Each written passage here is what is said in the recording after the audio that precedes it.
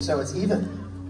Yeah, but I think he did it under complete control of his body. It's okay when he involuntary. Now that was weird. I hope I don't do that when Jensen and Jared come out on stage. Round of applause for Liz, who worked so hard backstage. Let's bring out chairs. Here she goes.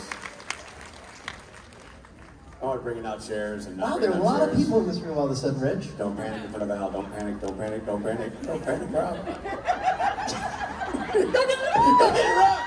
Get that thing. Don't let that out, Cal, skitter away from you like that. Bobby got his mitt down there to get some biscuits from that basket. You know what I'm saying? I do. Oh man, bless you. Got me one of them yummy biscuits. We started on Friday talking about how Southerners can say anything they want, mean, and just end it with bless your pea picking heart. It's all okay. Right. Robbie, you're a dirty son of a bitch that I wouldn't trust you further than I could throw you. Bless your pea picking heart. Well, I appreciate that, Richard. That's awful nice of you to say. See, I can't be held accountable. Wait a minute. Listen. What? I say we wrap up the day, call it good, and everybody go home, okay? Good night, everybody. Good night, bye. What? Burn Robbie to the ground? Don't do that. Those are hold on. Yeah. Those are honest angry boos. Boo, Rob sucks. Boo! I put up with 48 hours of you if you get this. That's my idea. I say we leave. Let's leave, guys. Screw you, Robbie. Don't bless your pea-picking heart. Yeah, thank you. She loves you, Rob. She'll save you from the angry mob. But in the meantime, why don't you guys do the thing that you do that gets these people worked up so we can get the show on the road? All right, Bobo. let's focus, everybody. We got the job to do here. We're going to bring Jensen and Jared out on stage. But first, I want to show them what a great audience you've been all weekend, Orlando. So let's rock.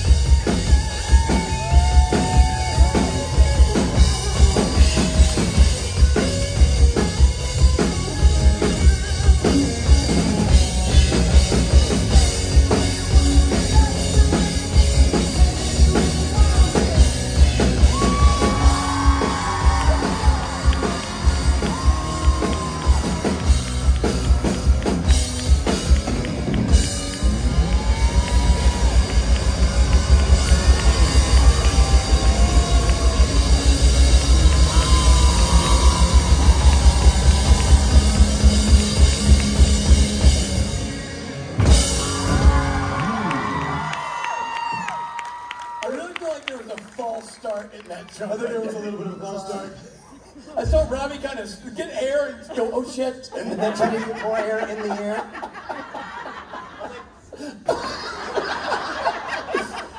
Oh, mercy. Great way to start. You know what? Let's make it official. Good people of Orlando and the surrounding counties, please. A big Florida welcome for Mr. Jensen, Ackles, and Jared Padalecki.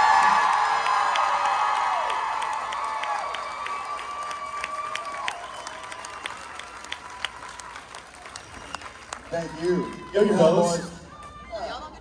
Gentlemen. How we doing, Florida?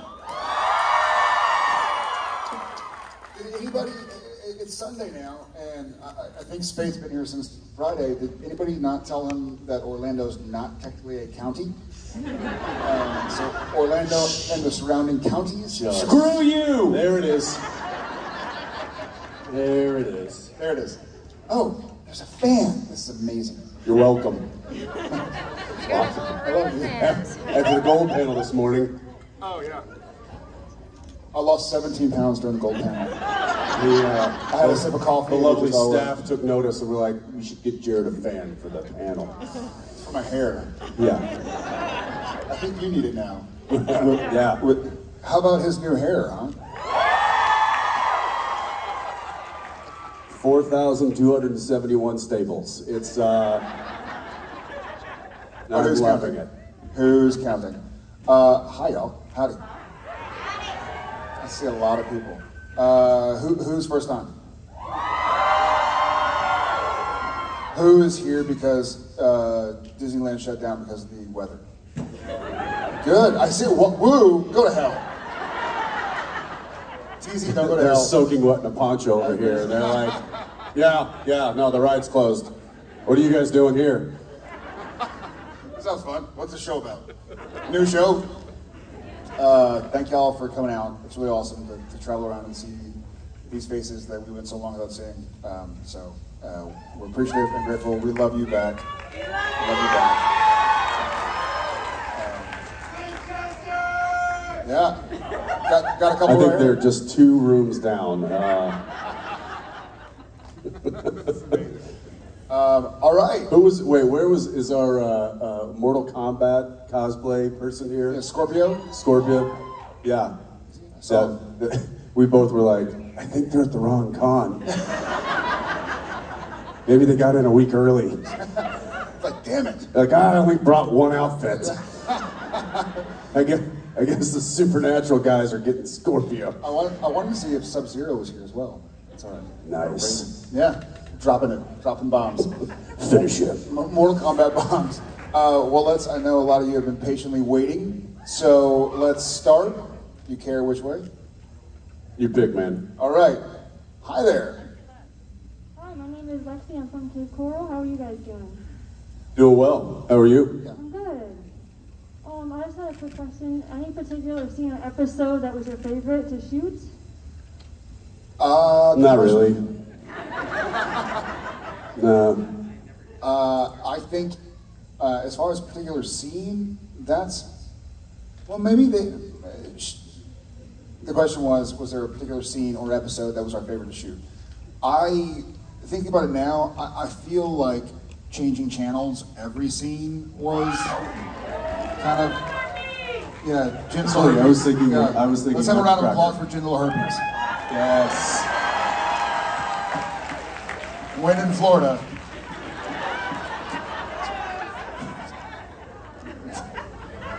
Bad joke. But as far as episodes... What happens in Vegas doesn't always stay in Vegas. Genital herpes. But I think as far as the entire episode goes, I think French Mistake was a blast. Thank you guys. That was No a llamas. episode. It's an alpaca. There was a scene that was I really enjoyed that I hadn't anticipated, and it was a scene where Dean was really scared because he had yellow fever, and then a song came on the radio while he was hiding in the Impala, and it was a song that he really liked, and so he started getting into it a little bit. But then his brother was supposed to come back with the donuts and interrupt the song and have a scene, and for some reason Sam just didn't show up. And what took place was an impromptu music video.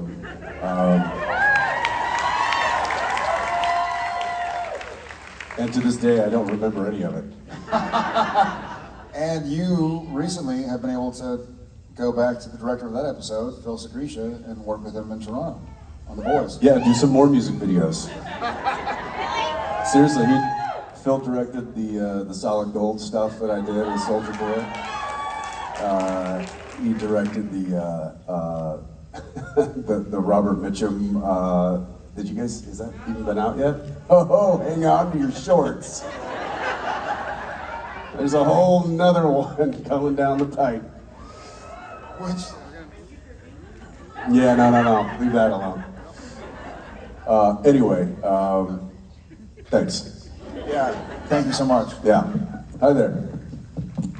Hi, my name is Katia. I'm from Puerto Rico. It's my first convention. I don't know if you remember me from yesterday. I had the Sam sweatshirt on for the photo op. Yeah. Well, now I have The hair? one. What? The Sam hair? Yeah. Yeah. Well, it wasn't the hair. It was like different versions of him. But now the Different new hair one. versions. I don't know. Same face, different hair. I get it. Yeah. Okay. Anyway, it's a simple question. I just wanted to ask you. It's like, this has gone on way too long. Anyway. What's the question? I wanted to ask if you could have a superpower, what would it be? Since you're already playing a superhero on TV, just in real life now. Finally. Funny enough, I've been getting a lot of this question asked a lot at these boys press junkets and stuff that we've been doing, and I've heard a lot of different answers and explanations on those different answers, and I just keep landing back with flying. I think, all the other stuff, I think there's too many repercussions that come along with it. I feel like flying is pure. You know, there's just something. It's easy. Something easy, yeah. I don't want to be telepathic. I don't want to like be able to see the future. I don't want, none of that stuff. Just let me soar like a bird. Yeah, let me swim like a fish. Not in the Godfather way. But I kind of go back to, I'm so fascinated with our oceans, with our bodies of water.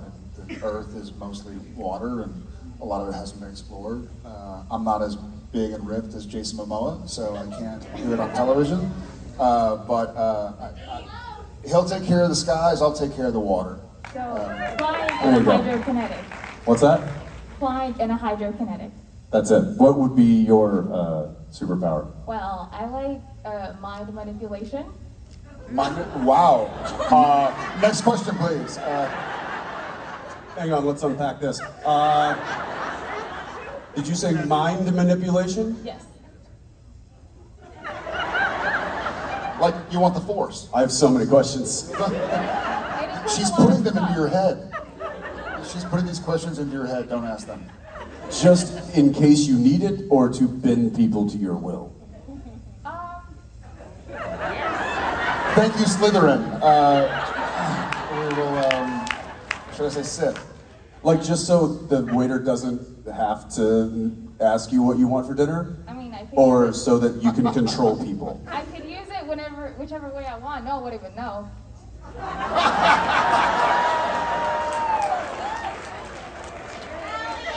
Do you have any friends here? No. Because you don't anymore. No, I've been alone this entire convention. Oh, well, take a look in the mirror there. Maybe ask yourself some questions. Maybe say like, maybe I should just fly. I'm kidding. Thank you, I think. Thank you. Safe travels back to Puerto Rico. Amazing. Amazing. Hi. Hi, I'm Melissa from New Hampshire. And I had my phone, I had the question here, but it's my son's phone and it's locked and he won't give me the password. So I'm gonna wing it here a little bit. Where's your son? He's over in row J, there he is right there. What's the passcode? You can change it. That's okay, I can wing it. He's like, nope. Yeah. Hey, Puerto Rico, manipulate his mind.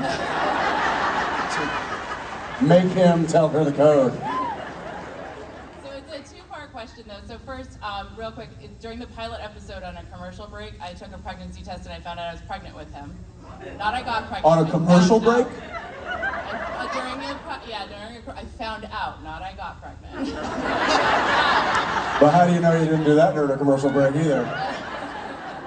And then during Hell House, we decided to name him Sam. I like it. No wonder he's a little secretive. And then 3 weeks ago, we bought him a 1970 Impala to restore. And then 2 days ago, he turned 16, so I was hoping you could say happy birthday. Happy birthday. Happy birthday. That's awesome. And then the question was, we wondered if there was a season or a storyline or an episode that you guys really didn't think was going to be a fan favorite that surprisingly when it did air was like, you were just really surprised that people loved it. Angels. Legit. Angels. Yeah. Because we started the show, some might have heard this story, but Jensen and I both didn't want the show to turn too political or religious, and so at first it was two brothers, you know, hunting things that go bump in the night, and we were doing urban legends like Hookman or Bloody Mary, so on and so forth. And then they introduced angels, and we were like, well, we don't want this to, we want all religions to watch this show and feel welcome and be welcome. It's because it's not about religion, you know, per se. And then we had the episode, which was called like Touched, and then Houses of the Holy, and then Touched again, or Angels again. It was called, y'all know Houses of the Holy? Yeah. So Houses of the Holy they landed on.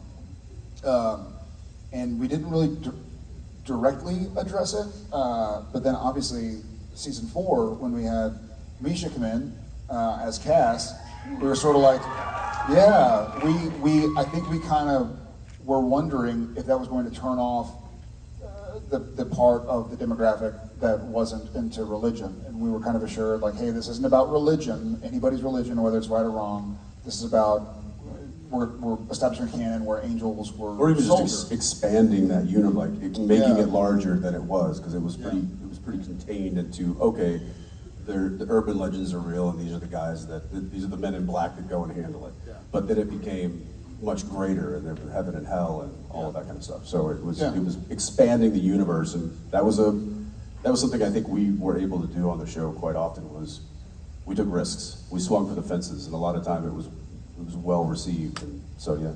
Yeah, y'all forgave us. Thank you. But yeah, it obviously became an enormous part of the show. I married a demon. So I married an angel. It was really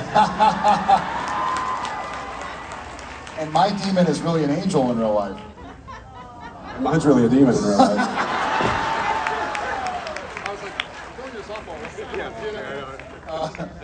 No, we have incredible wives, obviously. But yeah, that was it. I'd say thank you, but I don't want you to go away during commercial break and have anything else happen.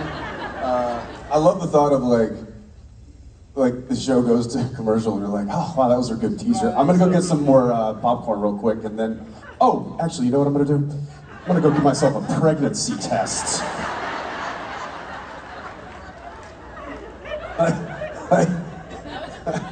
This rice-a-roni tastes funny.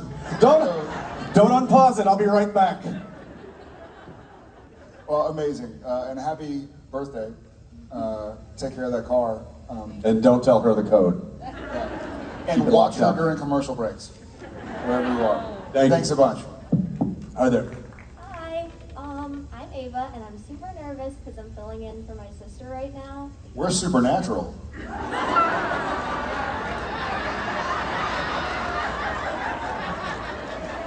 Come on.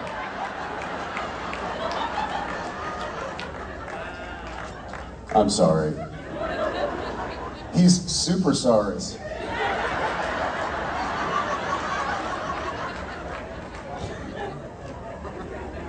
If you ignore him, he'll just continue. Super continue? Okay. Yeah. Where is, you said your sister? Yeah, she's right there.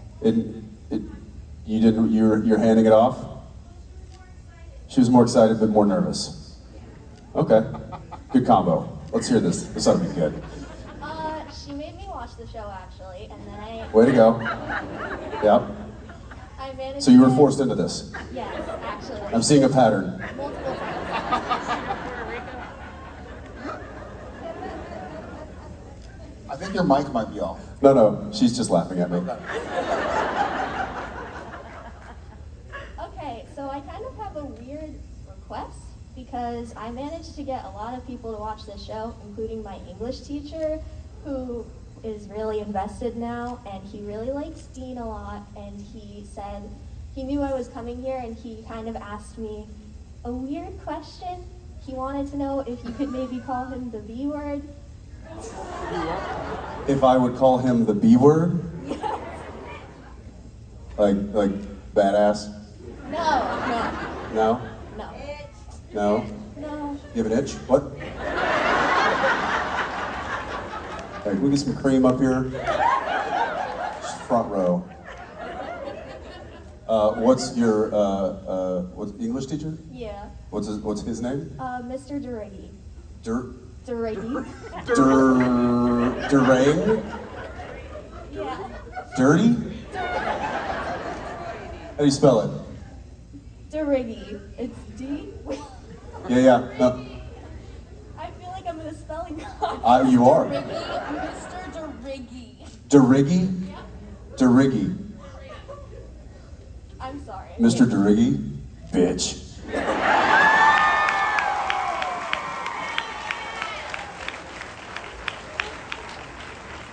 Okay, thank you. Thank you, Ava. Keep up the good work. Sorry, Mr. Duragi, if whatever you are. Dur. Yeah, Duragi, you're also a jerk. Boom.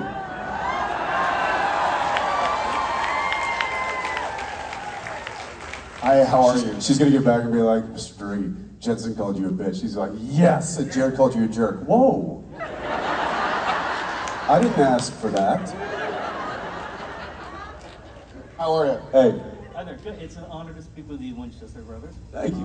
Of all the questions you've ever been asked, what would you answer differently today? Oh, wow. So quickly think through every question you've ever been asked. The dumbest thing you've done when drunk. Huh.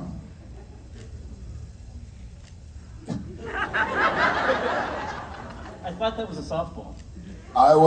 No. What would be different? I think his answer would be, will you call my English teacher a bitch? He might answer differently. Just kidding. That's a really great. Hey, what review took you out of context that you did not like? What review took? Or did someone ever take you out of context that you didn't like, something you said? Oh, yeah. Yeah, that happens quite a bit. Sure, but I don't think personally, I don't not like it, double negative, intentional. Communication is difficult, we're all primates, slightly advanced, trying to figure out how to speak our minds, and it's difficult. I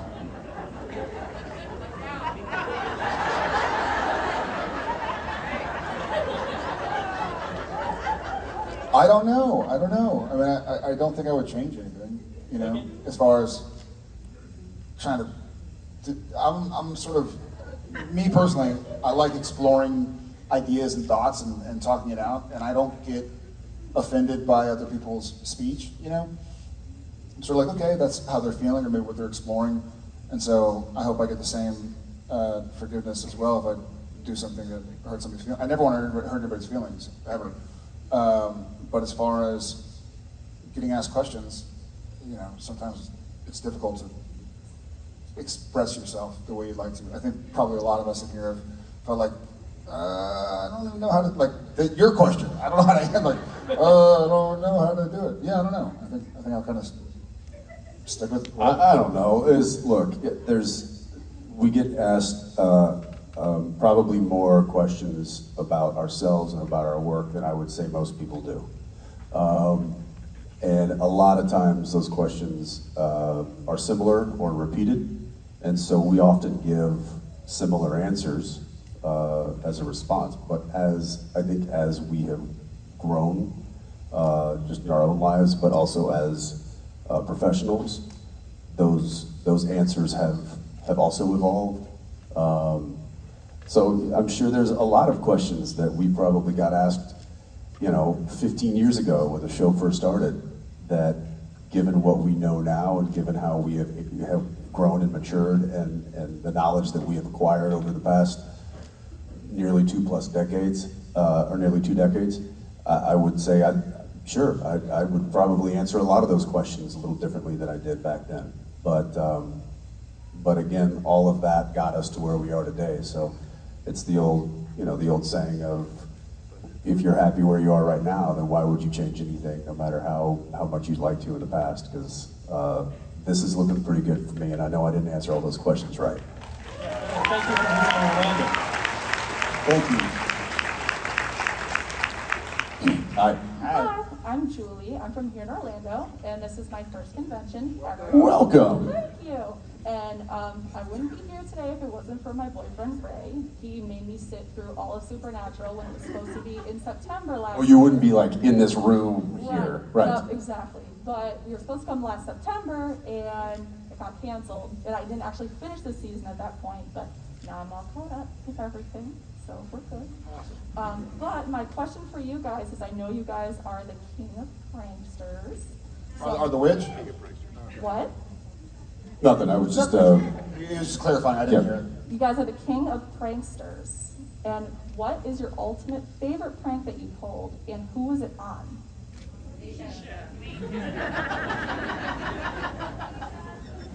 I mean, look, I think there's plenty to choose from. One thing you gotta know about Jared and I is a lot of the pranks or shenanigans that we're involved with, they're not overly thought out.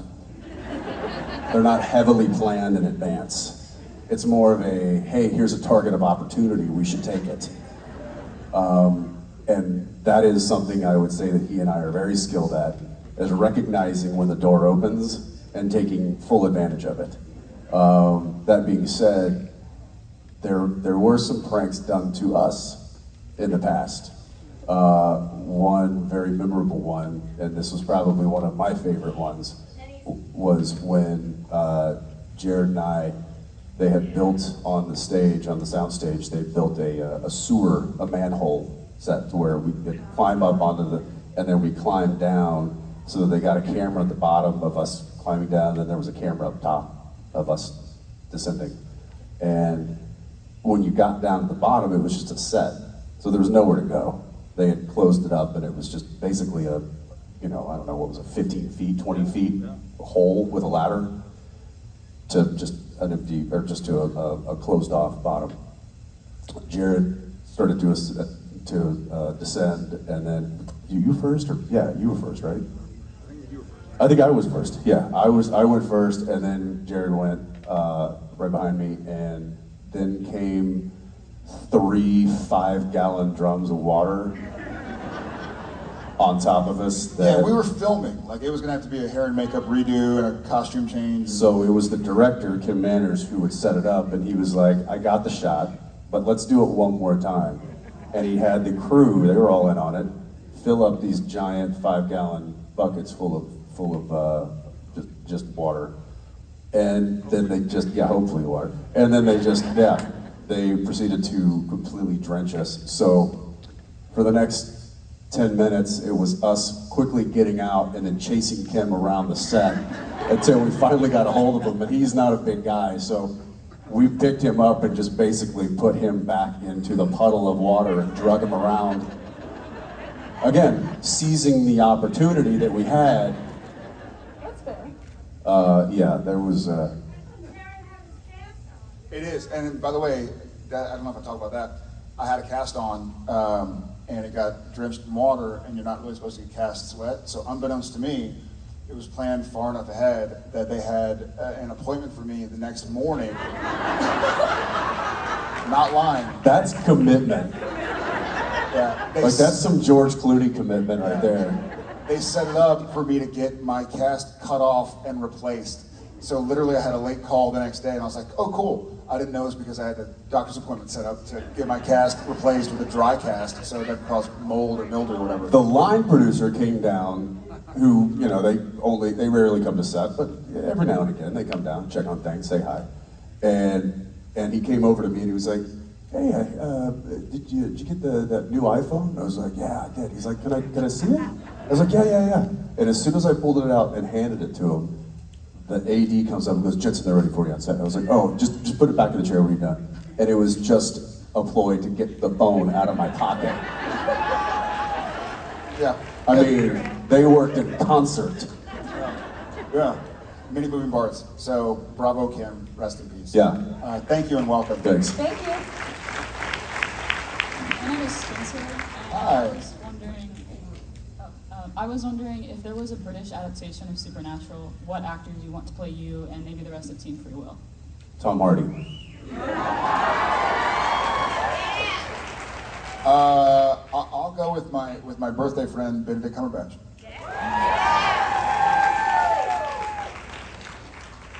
Boom, that didn't take long. Let me ask you. We do need a new Crowley though. Would Crowley be A American? British actor to play Crowley. Since Crowley is already British, would he be American? Stephen Merchant, what'd you say? Ricky Stephen Gervais. Fry, Ricky Gervais. Yeah, all set. Yeah, we got it. Thank you so much. Thank you. Hi. Hi, my name is Jules. It's actually my first con. My question here is for Jensen. It's about the Winchesters. I know we're all very excited to see the prequel. As a member of the queer community, I'm especially excited for Carlos.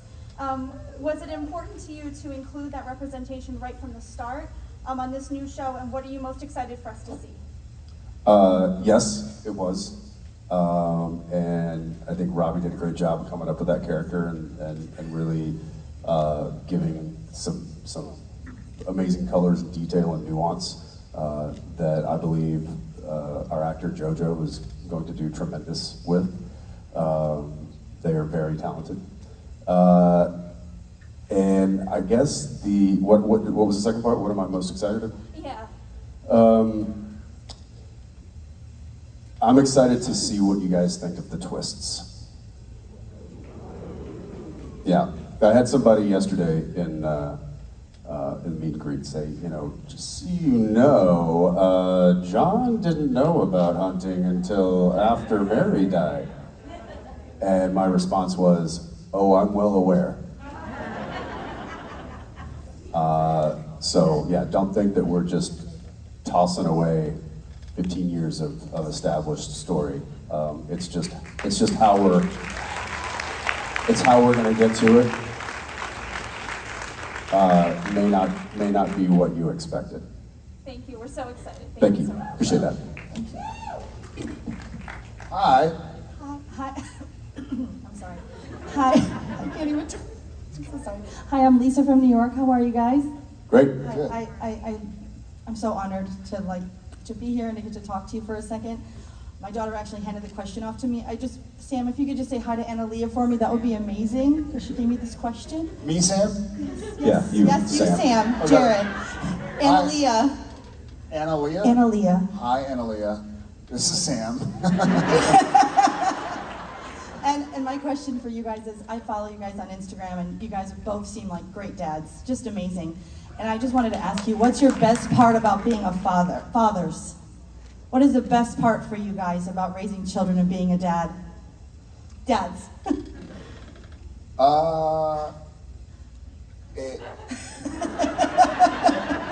sorry. Coming to conventions away from them.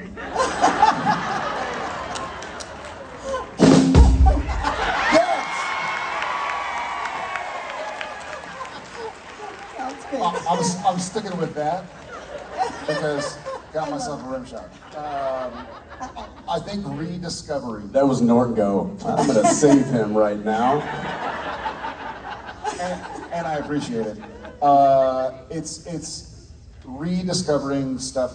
It's similar but different from, every now and again. We were in Vancouver for so many years that we would film and we were just going to work. Obviously work that we love, and we love our characters, we love our fellow cast and our fellow crew. But after a while, you're tired, you're sore, you're memorizing lines at night and waking up early to get ready for stunts, and then memorizing more lines during the day, memorizing more at night, answering emails. And we're sort of like, you kind of take it for granted. And then a friend comes to Vancouver to visit, or a family member, and they're so wide-eyed, you're like, oh yeah, this is pretty damn cool. Like this is kind of strange and unique and a lot of fun. So it kind of reawakens you to exciting things. Like my son Tom right now, who's 10, he's just graduated 5th grade, just finished 5th grade, is going to 6th. But in the mornings, he would always wake up early, and he would go outside, and he would kick the soccer ball against the garage door, or try and dribble the basketball, and he's just so excited about, so before we would take him to school, or before Jen would take him to school, he would want to go outside and like shoot baskets. And that's something I didn't do. Yeah, so just little simple things you kind of take for granted. Chasing lizards that I haven't done since I was a kid, you know, their age. This discovery and seeing discovery and trying to help guide them and remain grateful and kind. Yeah. So for me, it's kind of rediscovery of all that. I'll give you one. There's a long list, but unprovoked I love yous. Aww. That's from all three of them. Just randomly, you know. Arrow does this. Where she'll just run up, jump up in my arms, give me and like squeeze, hug, and then she'll lean back and she'll cup my face and she'll go, "I love you, Daddy." For no reason, and then she'll like kind of wiggle, like put me down, and then off she goes. Like didn't want anything, didn't need anything, just wanted to 100% purely tell me that she loved me. And Zeppelin does it too, and JJ does it too, and it's like those are the moments where I'm like, that's a notch in the old dad belt right there. That's what that is. I've loved you guys I've wanted to see you for 17 years, so I'm so blessed to be here. And I gave my son your middle name, Jensen. So oh, nice. I hope it serves him well. I love your name. I love you both. Thank you. Thank you for being so here. much. I'm so happy. Pleasure. Hey, man. Hey. I love you. Yeah, whatever.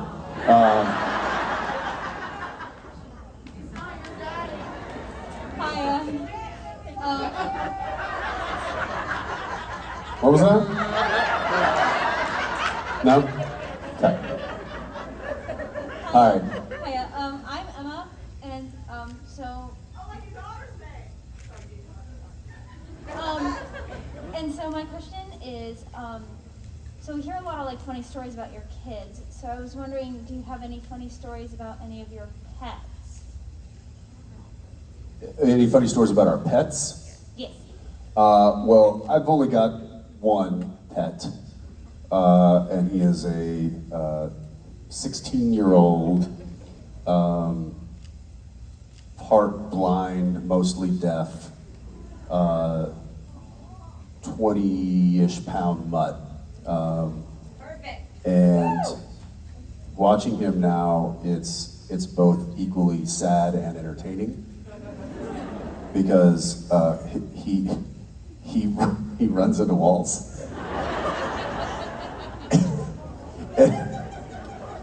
But not like full force, just like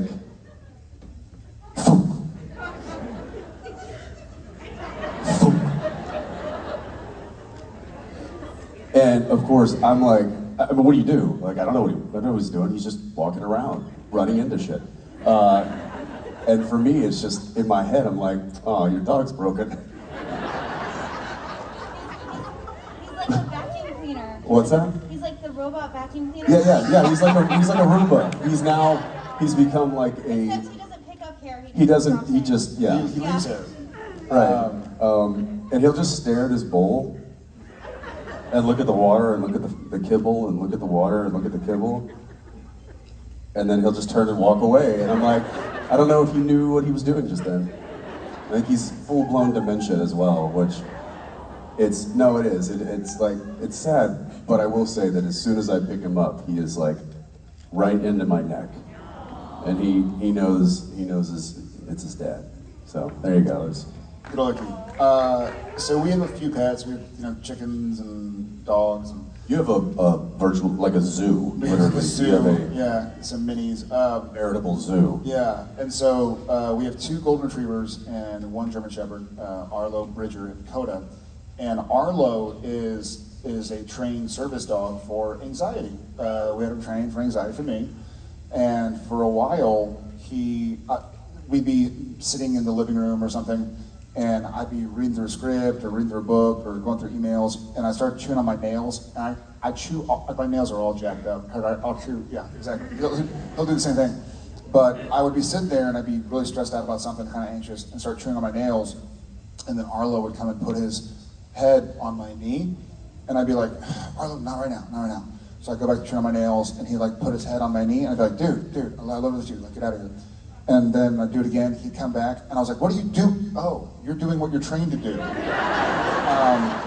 But if like things get a little stressful in the house, we often joke he's the only therapy dog that needs therapy. Jen this morning, I FaceTimed her to say hi to her and the kids, and she was saying that it was a really hectic morning, and Odette and Shep were fighting or arguing about something, and Jen was a little stressed out, and because Jen was stressed out, Arlo, who was there, was just like, bleh, and threw up on the ground. Bill, when he gets anxious, he throws up. It's like, dude, you're supposed to be helping us, not the other way around. So he's an anxiety dog that has outrageous anxiety. Anxiety dog with anxiety. There you go. Yeah. Thank you so much. Thank you. Thanks. Hi. Hi, my name is Krista. I'm from New Orleans. And my question is, let's see if I get through it without tripping over my words, because I love you guys so much. So you two are on 2 different shows, The Boys, Walker. How do you guys feel going into the set since Supernatural ended? Like, how do you guys feel with those characters, how they differ from Sam and Dean? Good question. It was certainly different, and he and I also hadn't really done any on-camera work since when was Bloody and Friday?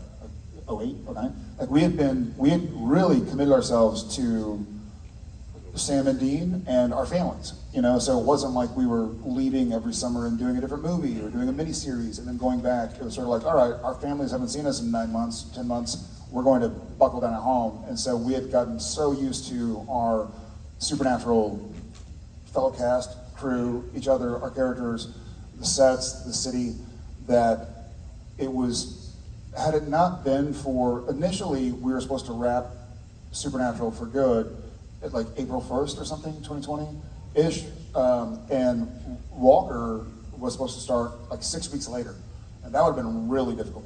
And then the pandemic happened, everybody shut down, and so I already knew my dialogue for the last episode of Supernatural, and I didn't want to keep reading them and working on it because I would cry when I read the script, and be like, well, this is a mess. And so I had done my preparation for Supernatural, and I knew Sam was still inside and come out really easily. And so I had a good 6 months, 7 months to help develop not only Cordell Walker, but the show Walker.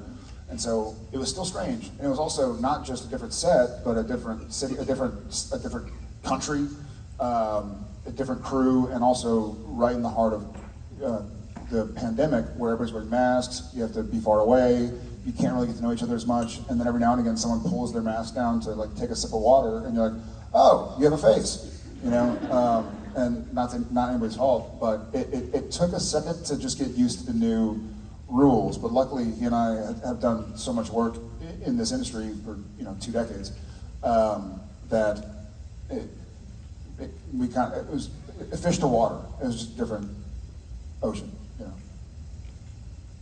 I mean, mine was, I had a lot less, I think, on my plate than Jared did. He was jumping into essentially a starring vehicle. He was the captaining another ship now. We were co-captains for 15 years, and then he was, boom, now he was the solo captain of a new ship. And I think, look, I don't know many people in this profession personally that are more well-equipped than he is to do that job. And he's doing it now with grace and dignity and talent and success. So I had a little less of an order. It wasn't tall. It wasn't quite as tall of an order, but it was fun because I was going into a very welcoming home. Kripke kind of laid out the, not the red carpet for me, but he laid out the groundwork for me joining the cast over there, and basically said, hey, this is one of my guys, he's good to go, you guys will like him. And this is a made man. This is a made man, yeah. And I know that I didn't have to show up and prove that I belonged there. I didn't feel that pressure, but I definitely put the pressure on myself of earn your keep. Don't drop the ball. This is a big production. This is a big stage. You know, they pass you the ball, don't drop it.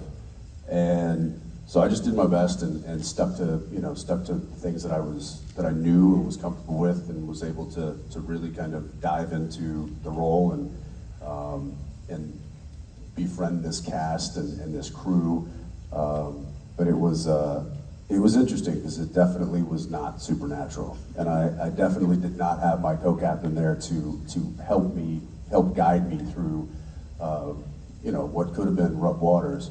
But luckily I made some friends pretty quickly over there, and it was a very welcoming crew. Anthony actually, he shared with me, and I don't think he would mind if I shared this, but he finally told me, you know, a year later, like, because we shot that season a year ago, but now we're doing press for it, and he came up and he was like, you know, I gotta be honest, I was prepared not to like you. And I get it, you know, you got a couple of big, you know, alpha personalities on that show, and for all intents and purposes, they thought that I was the same thing, coming off the lead of another show of 15 years, and coming into this, everybody was like, "What's this going to do? Is this going to rock the boat? Are we bringing in, you know, a big ego here?" So I definitely tried to, you know, not bring anything that could be even remotely construed as, you know, ego or drama to the set. But Anthony was like, I was prepared not to like you, I gotta be honest. And I was like, how do we do? He's like, I really fucking like you, man. And he's the best, like they all are. They're all just great. So it was a lot of fun, and it was definitely a great experience. Thanks. Thank you. You guys are wonderful on those shows, by the way. Thank you. Thank you. Hey there. Hello. Did I miss something? I don't know, I heard, "Dada!" Oh, great ass.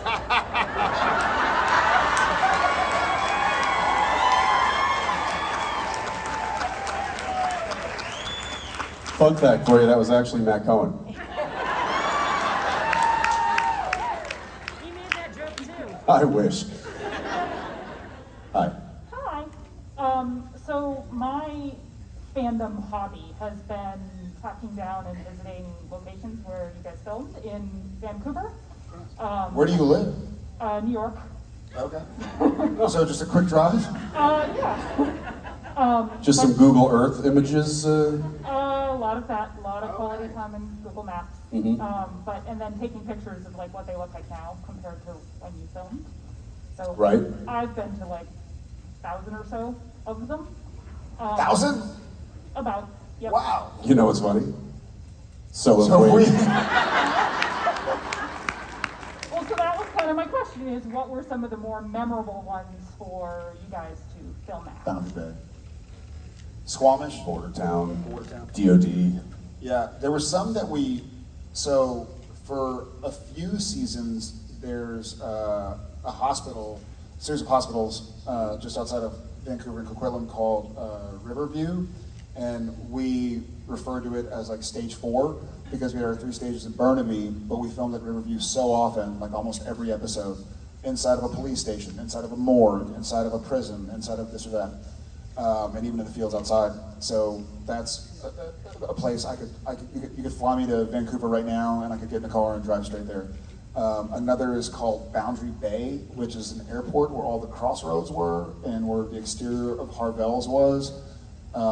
It's Boundary Bay is the airport. It's the DOD, the Department of Defense lands that where they like bird habitats, and so they can't be built on. It's kind of marshy ground, and so basically a protected park now. Yeah, it's a protected park, and so like our trailers would be in the little private airport parking lot with all the food tents and this and that. We filmed there all the time, but I think the set that I missed the most, that we didn't shoot at a lot, though we shot at several times, was the waterfront in Squamish, where the final showdown between Chuck and our heroes happened. We were there if anybody's been to Vancouver, like the Britannia Mines. It was a long drive, it was like an hour from Vancouver, but it was just so beautiful. And so that's where we shot like Padalecki with Jake Abel and stuff like that. Because you don't want to go back to your trailer. You're like, this is one of the most beautiful places I've ever been. Can we just hang out here and chat in between scenes or in between takes? So those three pop up in my head. The church at the end, Sam and Crowley. Sacrifice. Yeah. Phil directed that one. That church was built out on that like little spit, and it was in a surrounded by, I think, the largest tidal lake in North America. So the water actually rises and lowers, and I didn't even know that tidal lakes existed, but apparently they do. Really? No, I live in Texas. Lakes and rivers, there's no tides coming in and out. So that was such a picturesque church in a beautifully picturesque area, and when we went there to film, completely socked in with fog, and then rains came in as the sun set, and it was the angels like were falling from heaven, and Phil's like, okay, now look up, and I was like freezing rain coming down on my face, just at the car, and they're like, oh guys, look up. We're like, there's needles shooting into my eye, Phil. You look up. He's in like a covered tent. Yeah, he's like covered tent with heaters and big coats and stuff, and here we are, and nothing, getting soaked to the bone and getting pelted with frozen rain. All for you.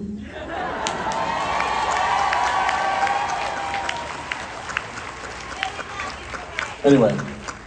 Thank you. Yeah. Do you know which one I'm talking about? Yeah, I've been on. She's like, know it. I've been there. I set up the rain. Property, but I've been on the other side of the lake. Yeah. Very cool. Thank you. I do remember when we were filming that afternoon, we were down there and they were like, we've spotted a bear in the area. And I was like, has anybody told Jared? They're like, yeah, we did. He's locked himself in his trailer. Bears can't figure out locks. I hope not. Can they figure just out run locks? through the wall. They don't need to. Oh, man. We have bears here too. Hi. Hi. Sorry? Pit Lake. Got it. Yeah. Hey there. Hi, Jared. Hi, Jensen. Hi. Jared, I had your meet and greet yesterday, so I've asked you a question, and I've already asked a question to you, and I wanted to thank you for your horse riding advice. Wonderful, of course. So thank you so much. So Thank my you. question is... Horse riding advice? Yes. From Stretch? No. I started learning how to ride a horse, and asked him about working on Walker. Did you all know how to ride horses when you did the Supernatural episode with the, when it was the, I like Posse, that episode?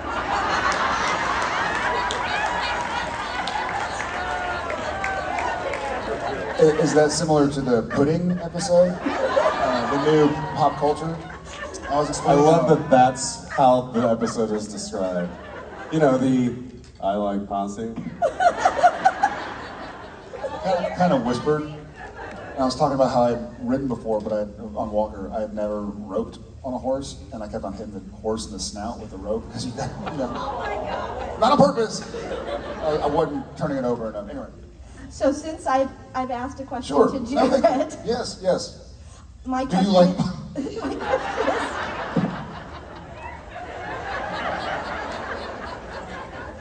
My question is directed to Jensen. Found him. So, since you started working with Kripke at the beginning of Supernatural. Let there be light. She says Kripke and the light turns on. All right, last call at the bar, ladies and gentlemen. You don't have to go home, you can't stay here. So since you started with Kripke at the beginning of Supernatural, and then there was that hiatus where he had left to do other things, and now that you're working back with Kripke again, after 10 plus years, how is it the same working with him, and how is it different working with him? Yeah, good question. There's a lot of similarity and a lot of familiarity, I would say, with Crip, because it's not like he left Supernatural and then we never heard from the guy again. I mean, we still keep in good contact with him, and yeah, we would still see him from time to time, and he would come and visit us, and he would check in with us, whether it be a phone call or a text or email or whatever it is. So we definitely stayed in touch through the years and have remained good friends, all three of us. And so when this opportunity kind of came about, I was like, well, there's a comfortability already and a familiarity that I have with the boss. So that certainly gives me some confidence that I probably wouldn't normally have going into a situation like this.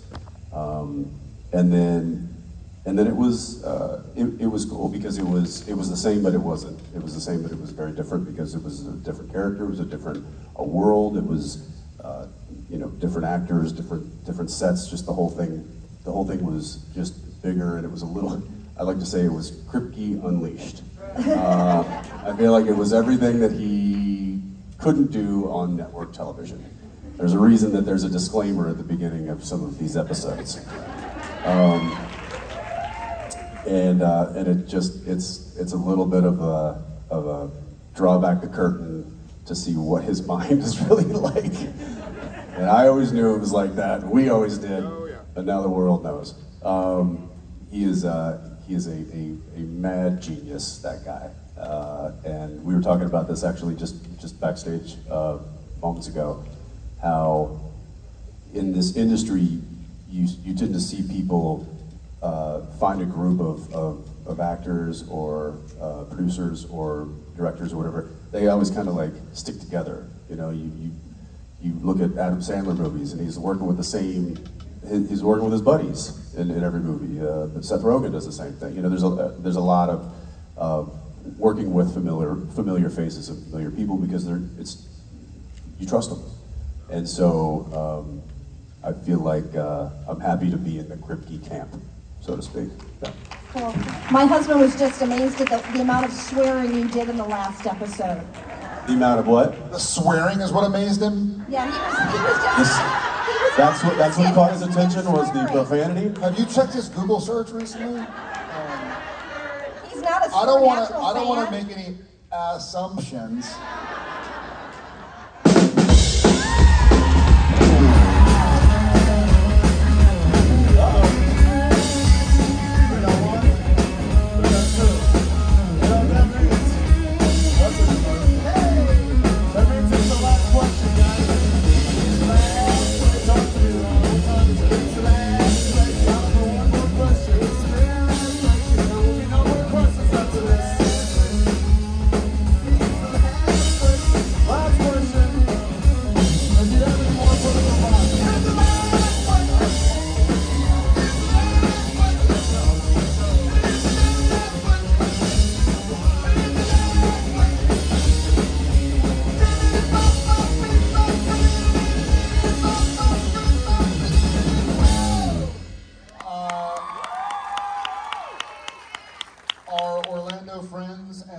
Surrounding counties, not just Orlando County. Nobody likes Cherokee. Please welcome fellow Supernatural family member, Emily. Hi, Emily. So you're our last question, and so we bring you on stage so you can see all your family. And just for those who have never been here before for any convention, we've never done that. No, that was just a little improv. Total improv. So you get to have the last question. It better be amazing. I'm just kidding. It can be whatever. So it's kind of about the voice acting you guys have done since you've done Red Hood, and then I don't know if you remember, Jerry, but like way back when you voiced Sam for the Supernatural anime. And then you guys both did the Scooby-Doo episode, which was so fun to see. So, I guess for Jensen, what got you into doing voice acting? And Jared, would you ever do voice acting again? Okay, awesome. You want to start? What got me into doing they called and said, would you like to, and I said, mm-hmm. Yes, please. Who do I have to pay? It's getting into that genre of the industry it can be pretty difficult. But I think once you kind of get your foot in that door, it's like the hard work is over, and then you can just enjoy playing these really cool characters, and you get to show up and do work without having to go through hair and makeup and wardrobe and all that stuff. It's a lot of fun, and it's very different than the on-camera stuff, and so I've been very happy and grateful for the opportunities that I've gotten to do. I just did another one 2 weeks ago, and it's yeah. Especially when they're like, "Do you want to voice Batman?" And I'm like, "I'm good. No, I'm good. I'm good. Nobody knows who that is." Again, I was like, "Yes. Who do I kill?" So that's it's been a lot of fun, and yeah, I'll continue doing that as long as they continue to ask. For me, so I do enjoy voice acting to a degree. With the Supernatural anime and with Phantom Boy, they were both already done and done in a foreign language, and animated and with characters speaking a foreign language. That then they attempt to translate what was said in the native language, whether Japanese or French or whatever, and then they try and translate it into English and have you say some version of what they were trying to say, matching them. It's a nightmare. But like with Scooby-Natural, I would do something like that anytime, because we were there. It was the three of us in the booth, and we were acting it together, as opposed to we were all talking to our own mics, but we could kind of hear each other, and then they animated the mouths. They build the visual around to the us. voice. Yeah, you're not trying to. Otherwise, it just feels like you're matching the visual, which is trying to match the very visual, difficult. which is really difficult, especially when it's in a foreign language. But yeah, it'd be fun to do it again sometime.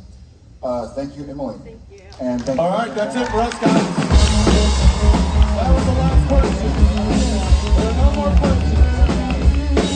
If you have any more questions, there's a contact box in the back of the room. Feel free to drop it off. No one will forget.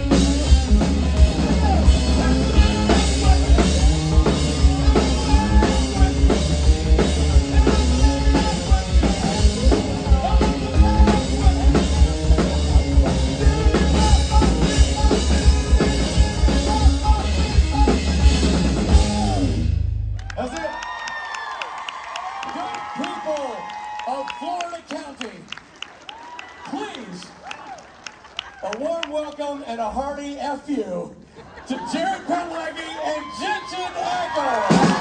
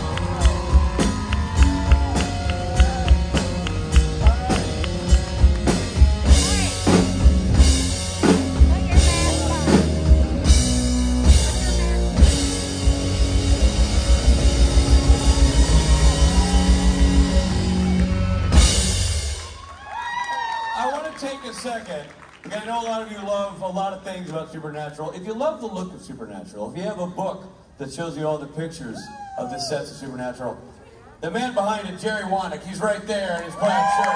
Executive producer of Supernatural, creator of every single set the show ever had on television. Right there, Jerry Wannick, making a surprise appearance. And here's what he's going to be doing.